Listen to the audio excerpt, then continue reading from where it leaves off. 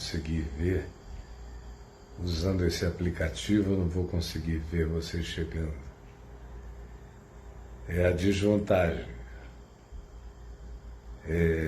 Vantagem que eu não preciso fazer 2 lives numa mesma noite, e o que me faz às vezes terminar muito exausto, até porque o dia já vem cheio, e esses dias de coronavírus, de quarentena, para mim se tornaram dias muito cheios de muitas demandas. Então, quando eu chego aqui a essa hora, em geral, eu já venho bem cansado, bem exausto.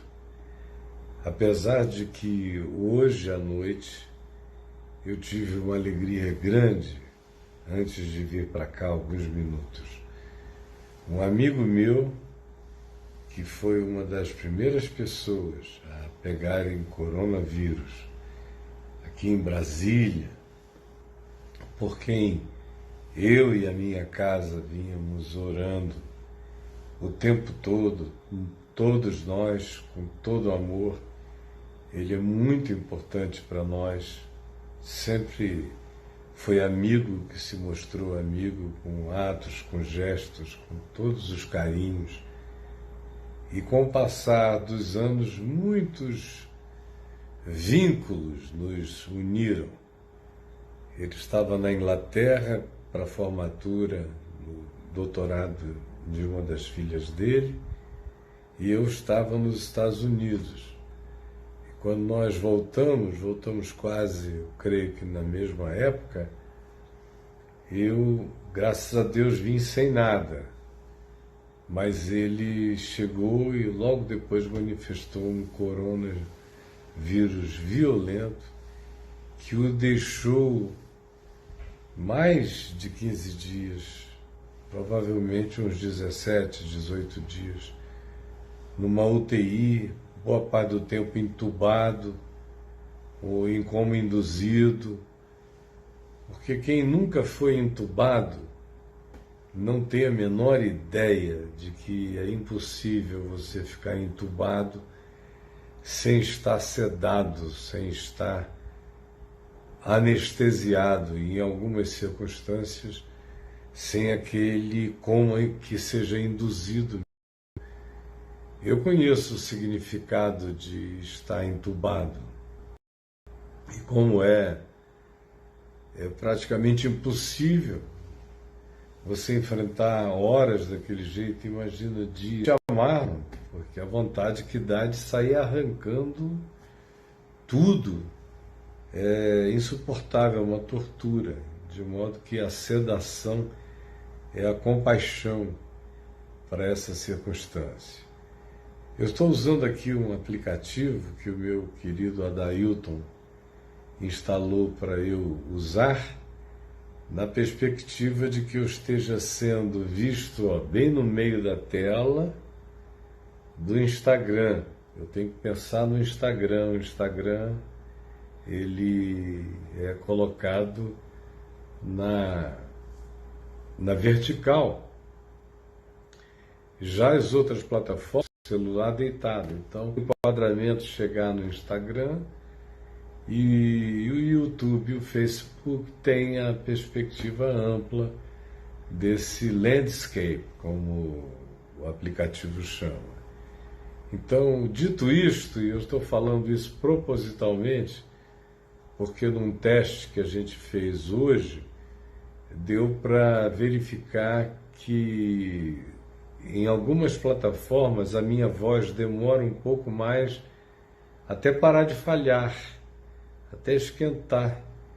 Então, eu estou assim, eu que já não estou com pressa mesmo.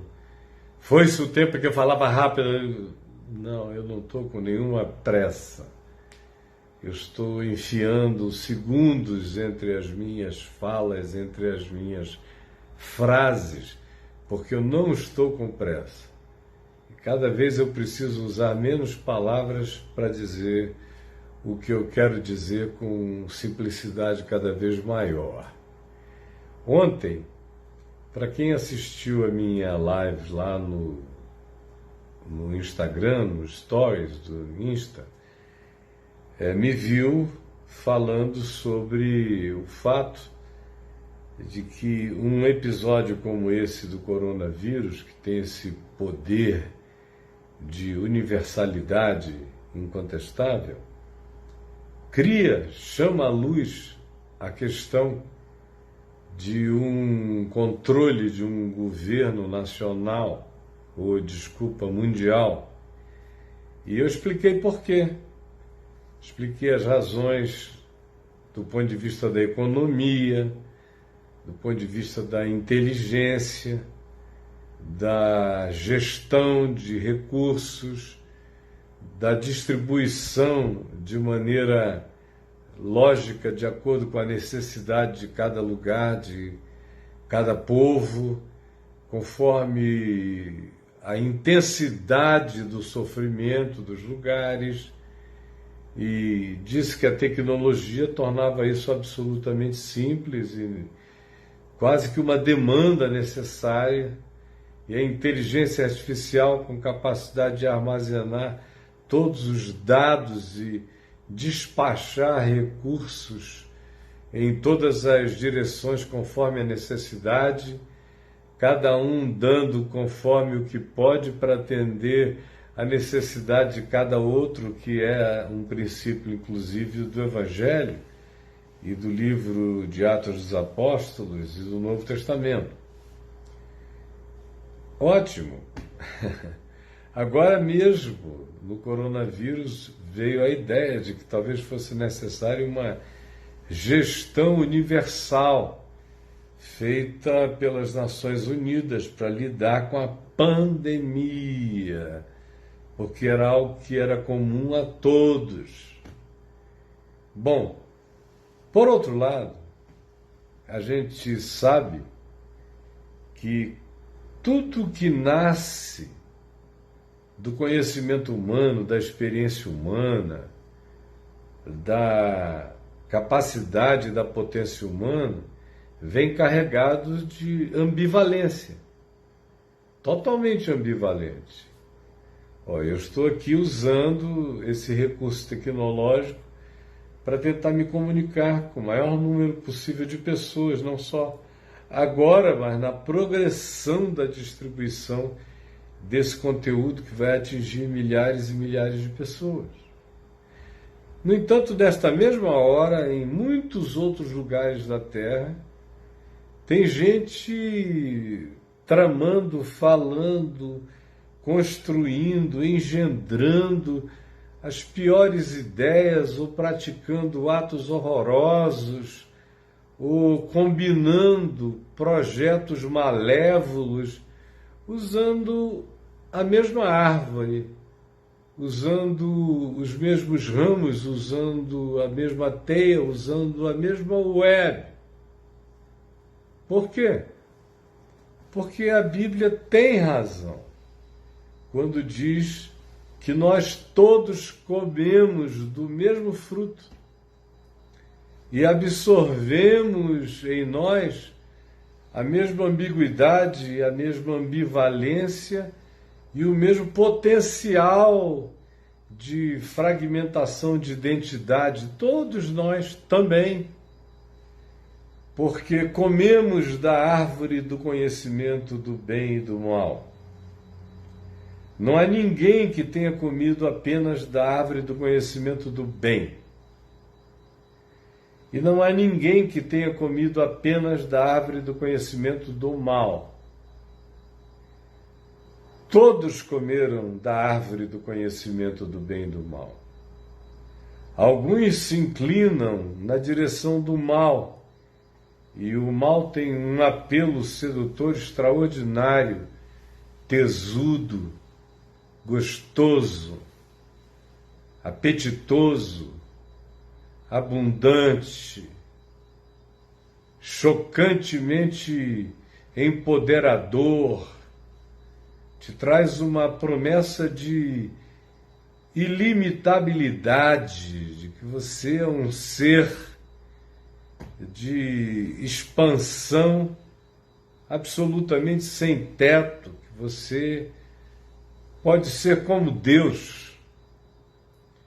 E quem é que não quer? Quem é que não quer ser o super-homem, quanto mais ser como Deus? É um apelo irresistível. Coma e você será como Deus, diz a figura arquetípica da serpente. Coma e você será como Deus. Quando Deus, a voz arquetípica de Deus falou, podem comer de todas as frutas do planeta, só não comam de uma, da árvore do conhecimento do bem e do mal, porque no dia em que vocês comerem, morrendo, vocês morrerão. Morrendo, vocês morrerão. Não comam, tudo é de vocês, mas não façam isto. Isto vai instalar em vocês uma programação de ambiguidade, de ambivalência, de modo que vocês vão gritar desesperados, dizendo: por que o bem que eu quero fazer eu não faço? E porque o mal que eu detesto fazer, esse eu realizo? Porque eu sou tão desgraçado homem que vivo com essa rachadura, com essa psicose essencial. Por quê? E é por causa disso que, apesar dos nossos grandes recursos atuais, das nossas tecnologias de instantaneidade de comunicação, é por causa disso que nós vamos, daqui a pouco, a ciência vai transpor continentes em instantaneidade. Já há operações intercontinentais, mas haverá hora em que isso acontecerá sem nenhum frame de delay. Vai ser instantâneo, como se o cirurgião estivesse absolutamente ele próprio operando do outro lado do planeta. E são essas coisas boas, são esses recursos bons, são as seguranças que também daí derivarão. Você saber que um malfeitor em qualquer lugar da Terra vai estar todo escaneado, de modo que até de costa andando, a digital do motion dele vai ser discernido e ele será identificado por milhares de câmeras diferentes, o que em alguns lugares já dá uma segurança enorme. Nós ainda estamos longe disso no Brasil, mas há lugares no mundo onde isso já é assim, como na China, por exemplo. E essa sensação de segurança vai ser desejável por todos. Quem é que não quer segurança?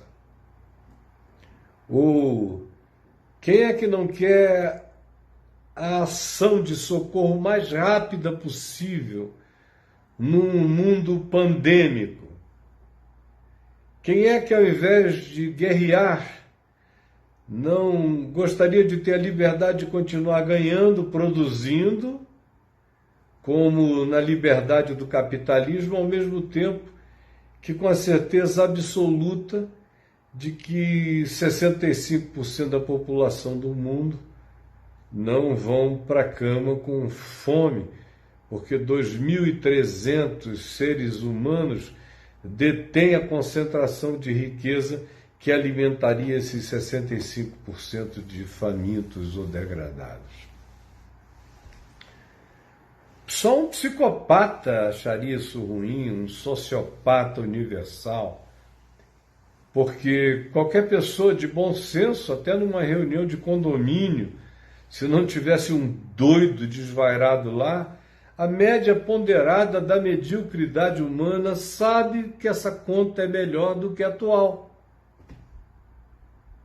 Sabe?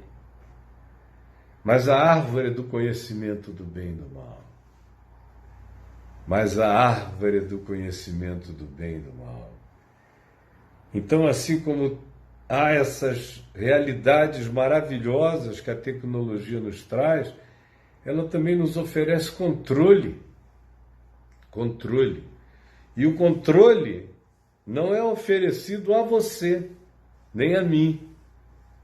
O controle fica na mão dos loucos, dos ensandecidos, dos malucos, dos que têm cara de pau bastante para mentir publicamente.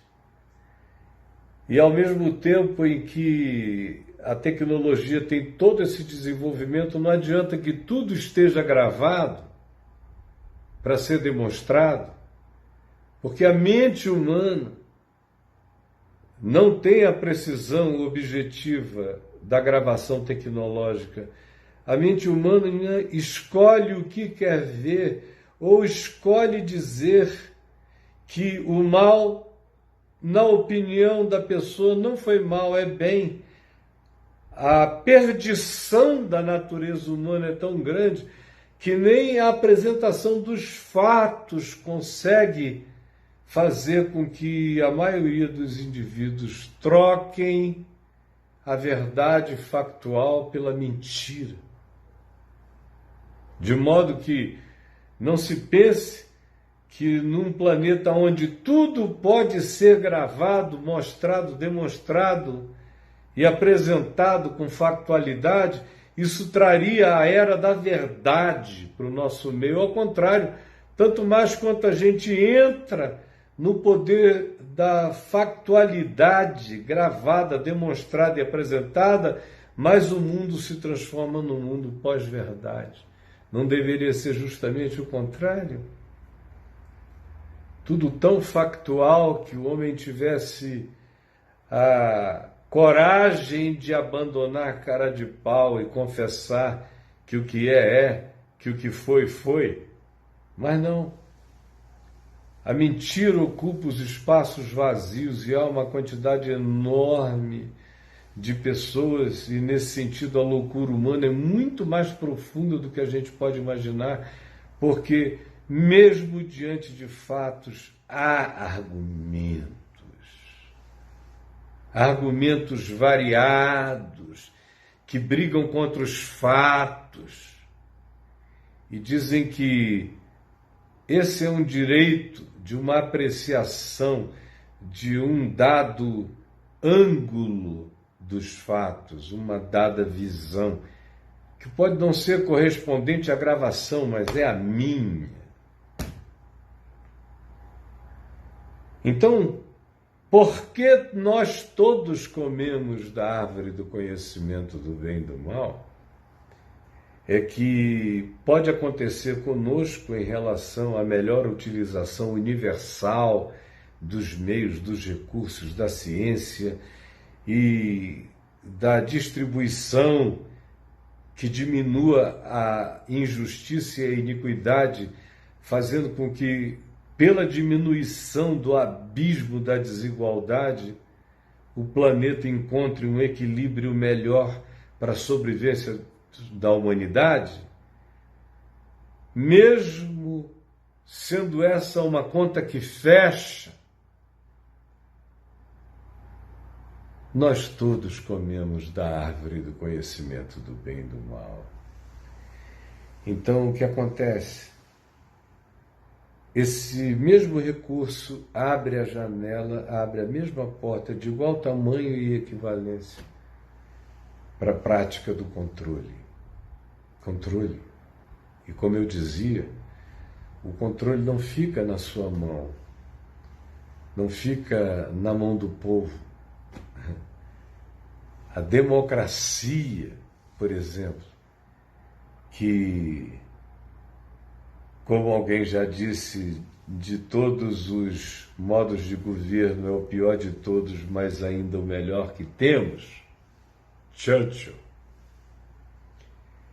A democracia entrou num processo em que até o melhor dela está se transformando em instrumento de tirania, como a gente vem assistindo nos últimos anos, nas últimas 2 décadas especialmente, com o surgimento do populismo democrático, onde o indivíduo, tanto mais quanto consiga prometer e mentir, e mentir, e mentir, e mentir, e mentir, e criar uma horda de fanáticos que cheguem a representar a maioria, ou que pelo menos sejam a maioria entre os demais, e tanto mais quanto sejam alucinados torcedores fanáticos, imbuídos de maneira apaixonada pela defesa daquela causa que não tem explicação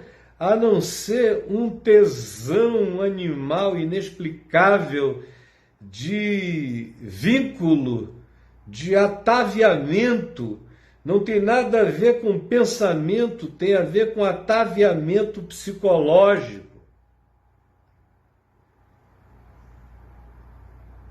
Num mundo como esse, onde a razão demonstrada e a conta fechada é abandonada porque a gente escolhe o nosso capricho como ciência e odeia todas as ciências sérias que nos demonstram qual seja a manifestação da razoabilidade para o bem coletivo, na soma de todos os saberes, mas uma mente ou as mentes que trocam a verdade ou os fatos ou a realidade pela mentira e se deleitam nisso, para esses, e são justamente esses que na maioria das vezes se oferecem para nos governar. Aí a democracia, que é o governo do povo, a autoridade do povo, supostamente escolhendo alguém, escolherá a projeção da nossa maior loucura. Cada vez mais a gente está vendo a democracia ser utilizada para escolher a manifestação mais exótica, mais translocada, mais apatetada, mais inconcebível, mais próxima da insanidade ou em plena vigência de insanidade, mais maleducada, mais grossa, mais ogra, para serem justamente aqueles que pela brutalidade, pela grosseria, pela estupidez, pelo espírito de anarquia contra as instituições, reúnam alguma maioria do povo que não sabe nem por que está sentindo o que está sentindo e escolhe aquele indivíduo para, em nome do povo, praticar as maiores arbitrariedades e, na renovação dos fanatismos que ele consiga desenvolver, ele vai mudando as regras do convívio, de modo que é em nome da democracia e do plebiscito que ele acaba se instituindo como autoridade vitalícia, como acontece na Terra toda. Em alguns lugares a vitalicidade dá lugar a uma renovação, mas a democracia não nos garante de fato que aquele que nós elegeremos não será uma pessoa insana e sem razão. Não. É só ler a história, você vai perder essa ilusão. Por isso é que nós todos comemos da árvore do conhecimento do bem e do mal. E temos o poder de fazer o bem, de fazer o mal. As mesmas realidades que salvam são as mesmas que destroem, as mesmas que trazem segurança são as mesmas que exercem controle. Então você veja como algo que se poderia celebrar, que poderia ajudar e fazer com que a humanidade desse passos e passos e passos de desenvolvimento, de diminuição da miséria grotesca, a mesma coisa boa, o mesmo poder, se olhado de maneira neutra, pode ser levado na direção do controle absoluto, como eu falei ontem na minha live lá no Instagram, lendo um texto aqui do Apocalipse,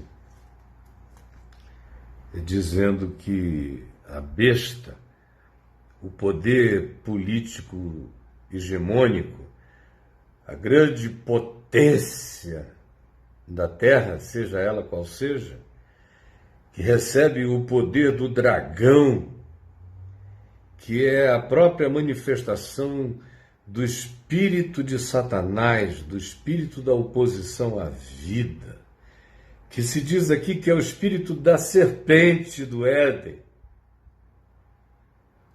Diz o seguinte no capítulo 13, no verso 16: a todos os pequenos e grandes, os ricos e os pobres, os livres e os escravos, faz que lhes seja dada certa marca sobre a mão direita ou sobre a fronte, para que ninguém possa comprar ou vender, senão aquele que tem a marca, o nome da besta e o número do seu nome. Aqui está a sabedoria. E ontem eu expliquei um pouquinho rapidamente sobre essa coisa do número da besta, porque as línguas antigas, muitas delas, usavam o mesmo signo, o mesmo código alfabético, por exemplo, para escrever palavras, tanto quanto usava os mesmos códigos para definir números. Por isso era possível, por um certo número, se escrever um certo nome, e era possível, a partir de um certo nome, se definir um certo número. E eu também disse que foi por causa dessa obsessão que uma quantidade enorme de escatologistas e de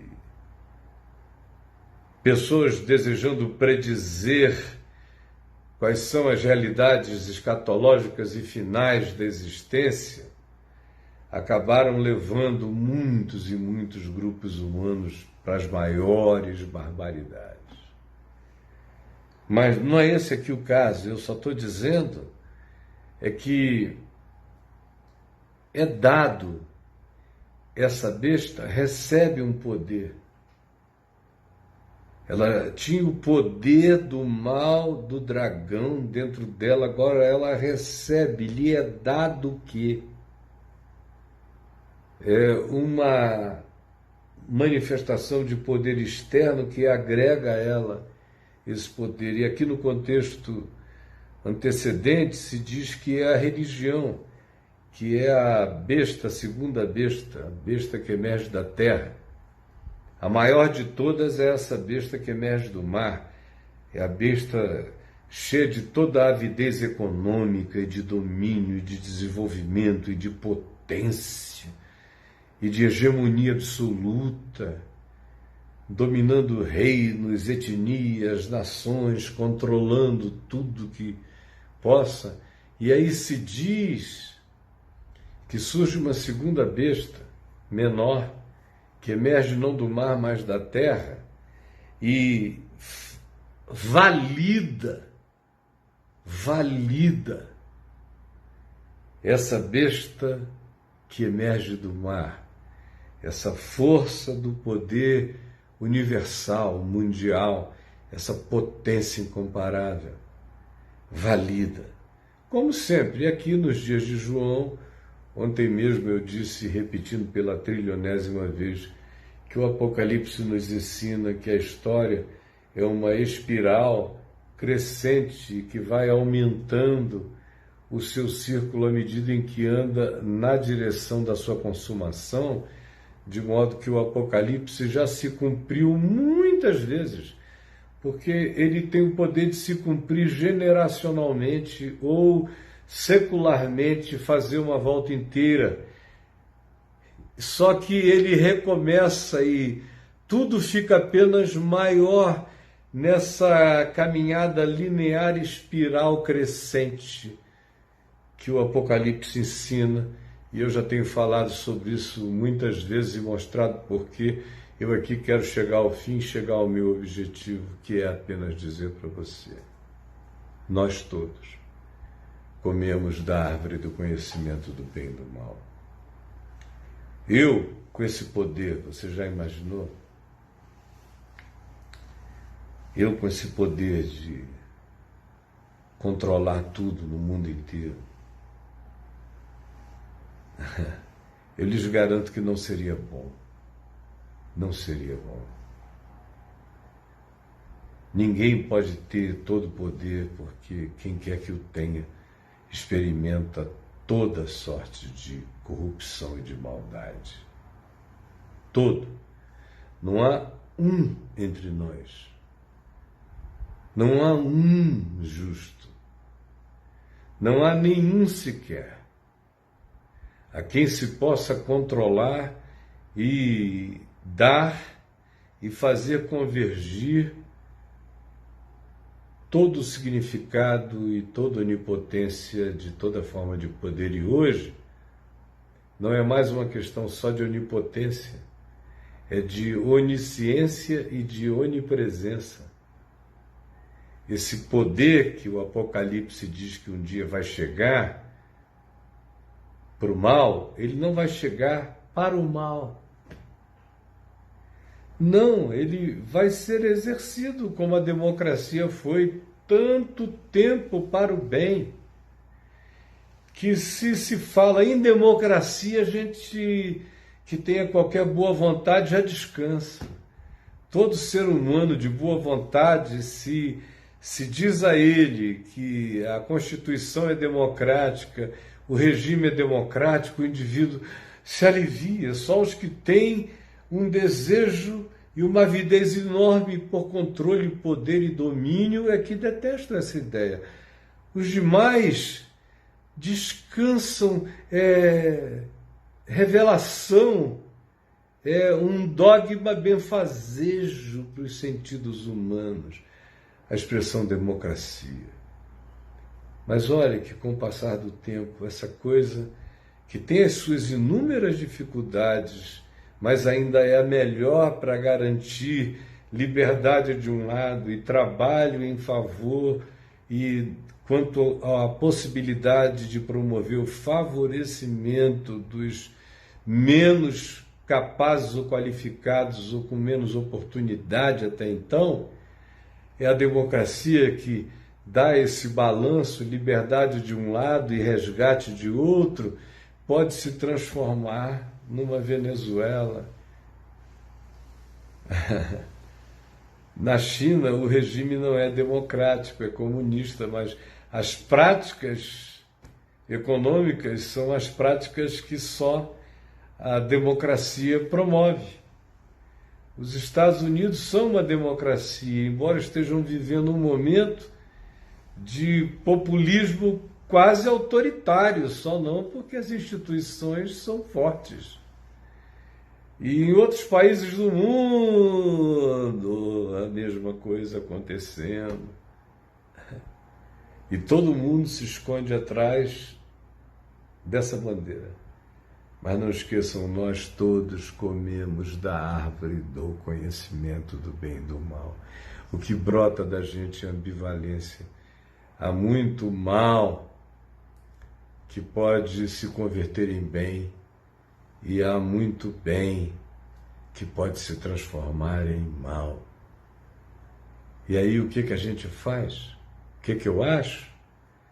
Eu acho que será inevitável dentro de alguns anos que devagar, gradativamente, haja uma concentração, uma convergência de poder universal, toda ela advogada em nome da inteligência, do bem, do saber, do socorro, da distribuição. Eu creio que será quase inevitável.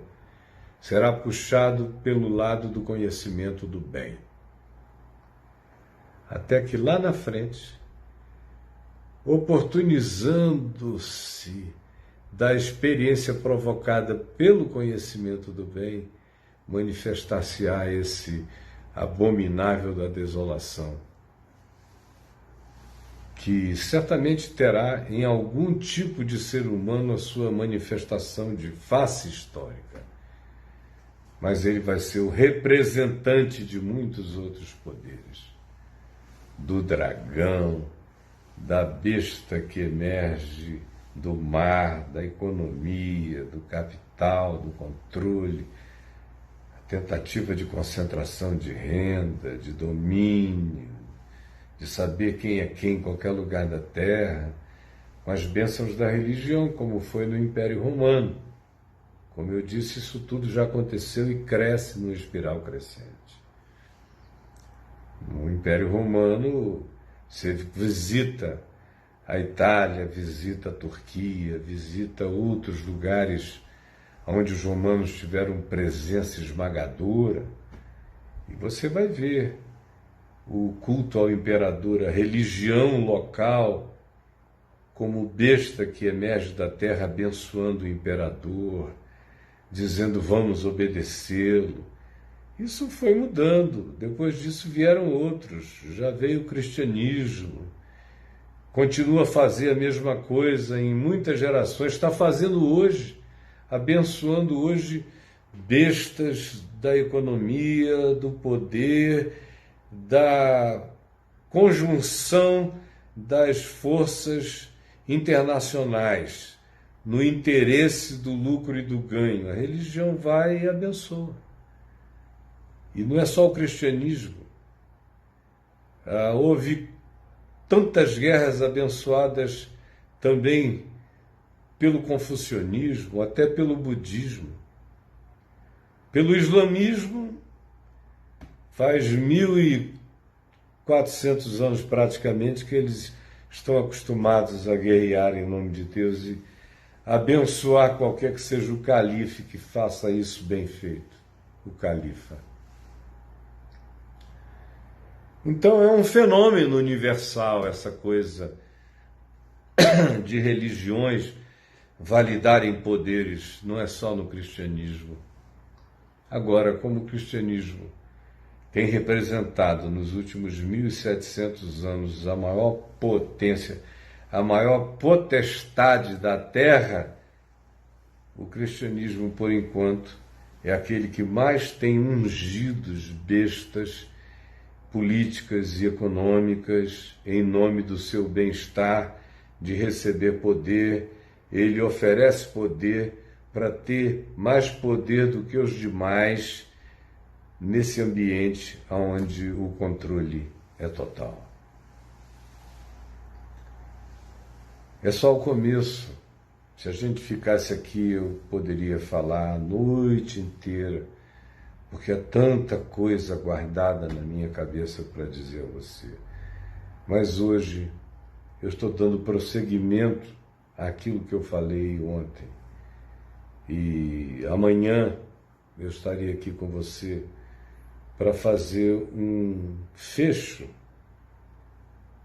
tanto no que eu falei hoje, como acerca do que eu falei ontem no YouTube, sobre a evolução escatológico-civilizatória desse processo.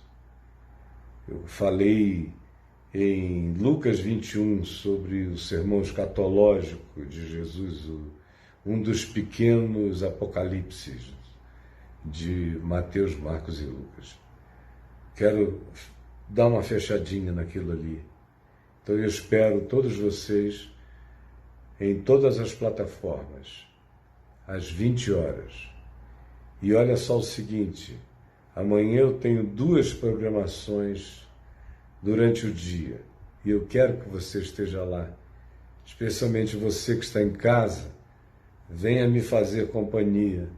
Eu vou ficar muito feliz mesmo de manhã às 10 horas da manhã no Instagram, não é aqui nesse aplicativo, no Instagram com tela dividida, eu vou conversar com o meu queridíssimo Marcelo Marrom. O Marrom quer saber. E eu também quero saber do Marrom. Então amanhã às 10 horas da manhã eu e o Marrom conversaremos aqui até mais ou menos 11h30. Eu espero que você esteja conosco, tá bom? Comunique aos amigos, avise a todos e venha.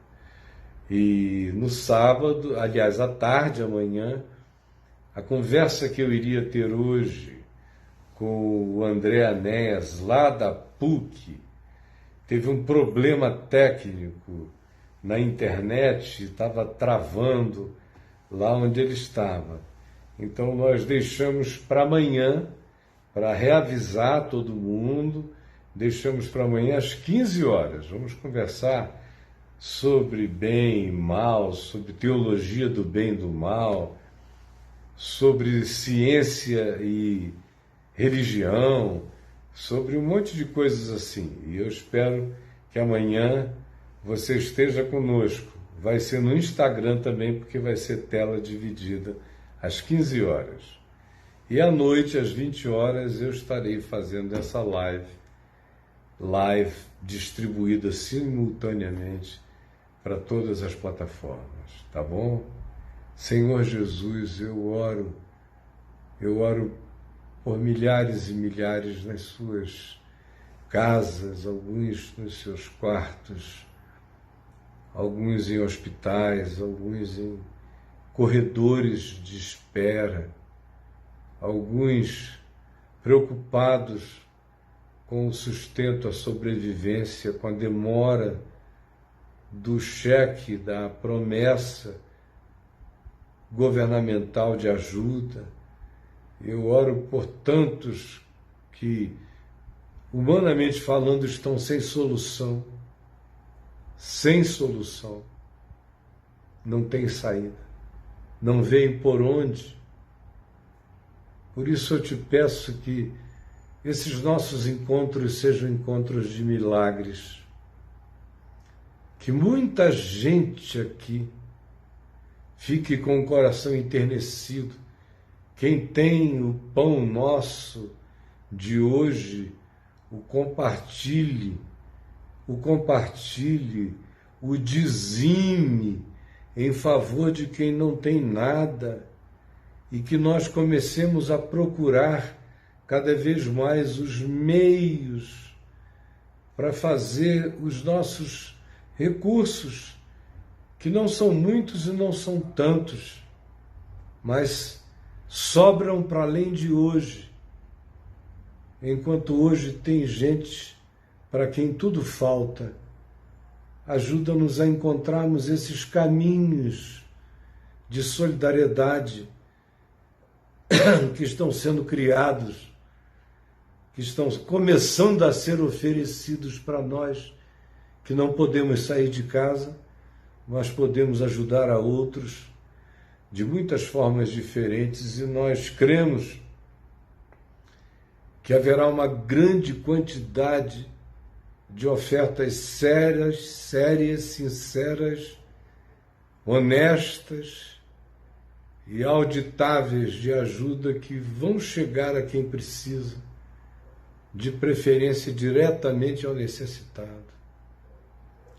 Permite que o nosso coração tenha a coragem que ele havia perdido, a coragem de perguntar a um amigo como ele está sobrevivendo. E se ele não tiver nada, ajuda-nos a voltarmos a ter coragem como já tivemos um dia. Voltarmos a ter coragem de pegar a conta dele e depositarmos o que a gente consiga para fazer bem a ele, enquanto a gente possa fazer bem a ele, lançando o nosso pão sobre as águas, sabendo que depois de muitos dias nós o acharemos, repartindo com 1, com 2, com 7, porque ao final tu não nos deixarás em desamparo. é o que eu te peço em favor de todo aquele que tem fé e em cujo coração o amor não morreu. Em nome de Jesus. Amém. Que Deus abençoe você. Eu vou ficando por aqui. Eu estou parando antes que a live me pare, porque eu fui informado que esse sistema aqui pode dar uma parada depois de 1 hora ou coisa assim do gênero. Tá bom? Então, que Deus te abençoe. Meu beijo. Em nome de Jesus. Tchau.